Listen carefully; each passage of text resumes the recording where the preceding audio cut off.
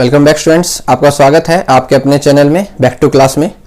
पिछली बार हमने पढ़ा था चैप्टर नंबर 4 क्वाड्रेटिक इक्वेशंस। उसी में आज उसी चैप्टर को आगे पढ़ते हैं और एक बड़ा ही इंपॉर्टेंट टॉपिक है completing the square. Completing the square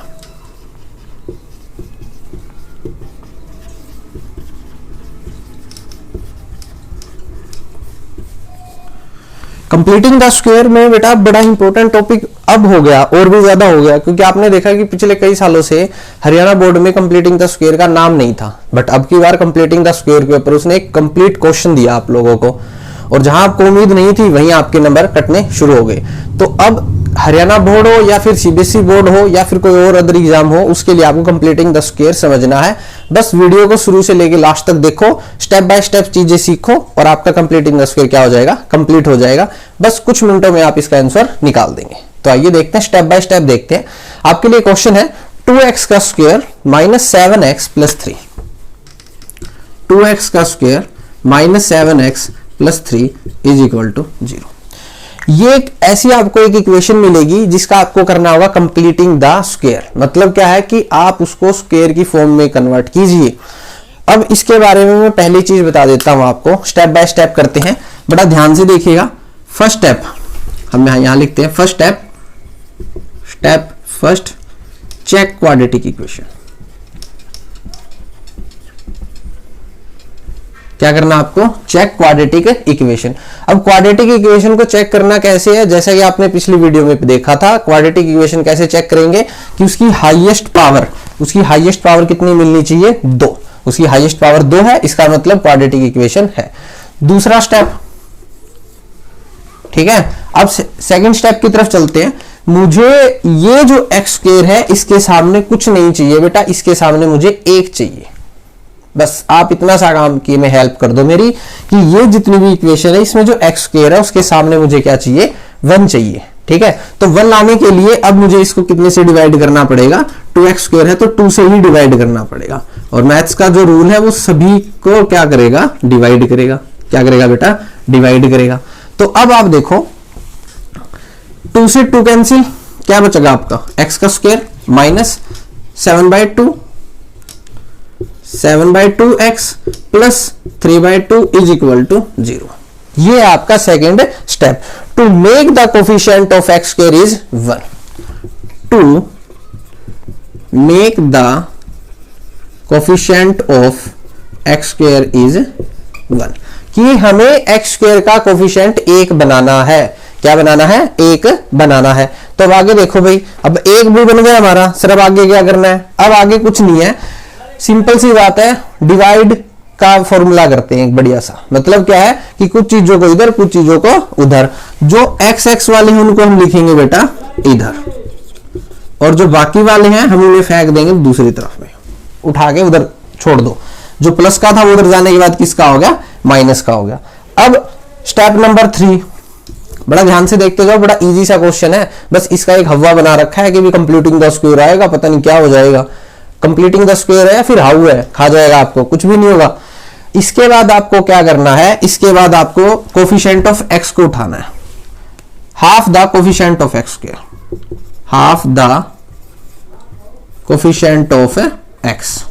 आपको जो x का जो कोफिशिएंट है उसका हाफ करना है। x का जो कोफिशिएंट उसका क्या करना है, हाफ। x का कोफिशिएंट कौन है भैया, आपका 7/2। क्या आपका 7/2, इसका हाफ का मतलब क्या हो गया, समझ लो इस चीज को।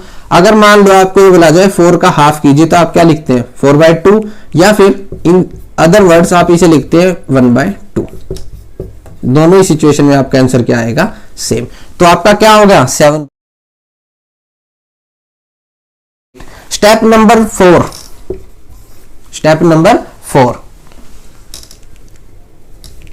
स्टेप नंबर 4 देखो, half of coefficient of x का स्क्वायर, उसका क्या करना है आपको, स्क्वायर करना है और दोनों तरफ ऐड कर देना है। और क्या कर देना है, and add both sides, and add both sides. 4 step है बेटा, 4 स्टेप से आगे कोई कुछ नहीं है, आपको बस वही देखना है। एक बार थोड़ा सा रिपीट करते हैं। तो क्वाड्रेटिक इक्वेशन आपने देखा एक्स स्क्वायर है, काम बन गया। दूसरा स्टेप है to make the coefficient of x square is 1, कि एक्स स्क्वायर का कोफिशिएंट क्या बनाना है, 1 बनाना है। तो आपने देखा 1 बनाने के लिए 2 है तो 2 से डिवाइड कर दिया सभी को। जब 2 से डिवाइड होगा तो आपका 2 से कैंसिल होने के बाद बना x square minus 7/2x plus 3/2। उसके बाद आपको लेना half the coefficient of x. X का कोफिशिएंट क्या था 7/2, क्या था 7/2, और उसका क्या बन गया बेटा 7।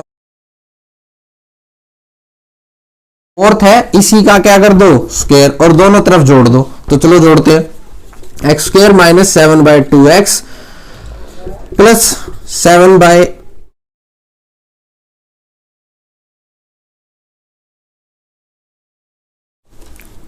क्या आएगा 4 का square is equal to minus 3/2 plus 7/4 का स्क्वायर, 7/4 का स्क्वायर। ये हो गया अब आपका कंप्लीट इक्वेशन तैयार। अब आपको बस इसे आगे बड़ा ही इजी वे में सोल्व करना आता है। एक ट्रिक और बता देता हूं साथ में समझने के लिए कि जो कंप्लीटिंग द स्क्वायर बनेगा वो किसका बनेगा।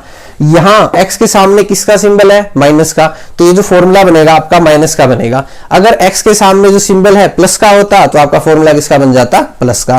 देखो फॉर्मूले लिख देता हूं आपके लिए, x माइनस 1 का whole square, x square plus y का square minus 2xy, x plus y का होल स्क्वायर, x का स्क्वायर प्लस y का स्क्वायर और प्लस 2xy। अब आपको समझ में आ गया होगा कि अगर x के सामने माइनस है तो माइनस वाली आइडेंटिटी बना दोगे, अगर आपके सामने प्लस है तो प्लस वाली क्या बना दोगे आइडेंटिटी बना दोगे। अब इसमें देखो बेटा आराम से और भी आगे देखते हैं। आपने देखा कि ये किसकी आइडेंटिटी बन रही है, ये ऊपर वाली बन रही है। तब आपको इसको शॉर्ट फॉर्म में लिख सकते हो, x माइनस 7/4 का होल स्क्वायर माइनस 3/2, 7 का 49 होता है बेटा और 4 का क्या होता है आपका 16। बोलो समझ में आया क्या है, x माइनस 7/4 का होल स्क्वायर। इसको अगर आप ओपन करोगे तो दोबारा से इसी फॉर्मेशन में चले जाओगे और ये क्या बन गया माइनस 3/2 प्लस 49/16। अब आगे इसको सोल्व करते हैं, आइए देखते हैं। अब देखो स्टेप बाय स्टेप चल रहे हैं। हमारा बन गया x माइनस 7/4 का square is equal to minus 3/2 plus 49/16। अब ये हो गया भाई 49/16। अब एक चीज देखो, आ जाओ सोल्व करो इसे। 16 कितना आ गया आपका 16, यहां पे आएगा आपका 24 प्लस 49। आपने जब इसे सोल्व किया तो आपका है 25/16 और ये है आपका x माइनस 7/4 का स्क्वायर। स्क्वायर इधर से उधर जाने के बाद, यहां से स्क्वायर इधर जाने के बाद किसकी फॉर्म में आ जाता है अंडर रूट की फॉर्म में। किसकी फॉर्म में आ जाता है अंडर रूट की फॉर्म में। तो आओ चलो अंडर रूट की फॉर्म में ले आते हैं भैया, अभी से किसकी फॉर्म में ले आते हैं अंडर रूट की फॉर्म में। x माइनस 7/4 जब स्क्वायर उधर उड़ कर गया तो आपका आ गया 25/16। 25 किसका स्क्वायर होता है बेटा 5, 16 किसका होता है 4 और ये किसकी फॉर्म में आएगा प्लस और माइनस। ये है काम की चीज, ये जो आप प्लस माइनस दिखाई दे रहा है ना आपको, ये है काम की चीज। इसको प्रति बड़ा ध्यान देना बेटा कि आप इसको सिर्फ प्लस में लिख के छोड़ देते हो। और मैंने एक बात बताई थी, जिसकी हाईएस्ट डिग्री 2 उसके कितने निकलेंगे 0 2, तो यहाँ पे इसके भी आंसर कितने निकलेंगे 2 आंसर निकलेंगे। तो अगर आप यहाँ पे सिर्फ प्लस करके चलोगे तो आपका आंसर कितना निकलेगा 1 और आप कंफ्यूजन में आ जाओगे कि कहां दिक्कत आ गई। तो अब आप इसको दो तरीके से लिख सकते हैं, x minus 7/4 is equal to 5/4। एक इधर लिख देता हूं आप लोगों के लिए, x minus 7/4 is equal to minus 5/4। चलिए अलग अलग तरीके से सोल्व कर लेते हैं दोनों को अलग अलग जगह पे। x is equal to 5/4 plus 7/4, 4 आपका एलसीएम 5 प्लस 7 12/4 3।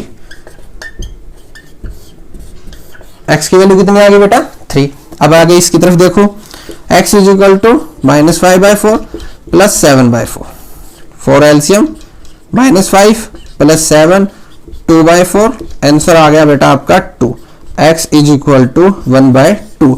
आप अपने आंसर को बॉक्सेज में जरूर कीजिएगा क्योंकि एग्जामिनर को आपके जितने भी आंसर है अलग से दिखाई देने चाहिए। अगर उसे आपके पेपर में ढूंढना पड़ेगा तो उसे आपका पेपर में टाइम लगाना पड़ेगा, तो आपके मार्क्स कटने के चांसेस वहीं क्या हो जाएंगे, कम। तो आप अपना आंसर जरूर क्या कीजिएगा, बॉक्सेस में कीजिएगा। मैं उम्मीद करता हूं कि आपको इस वीडियो की हेल्प से कंप्लीटिंग द स्क्वायर पूरा एक कंप्लीट टॉपिक समझ में आ गया होगा।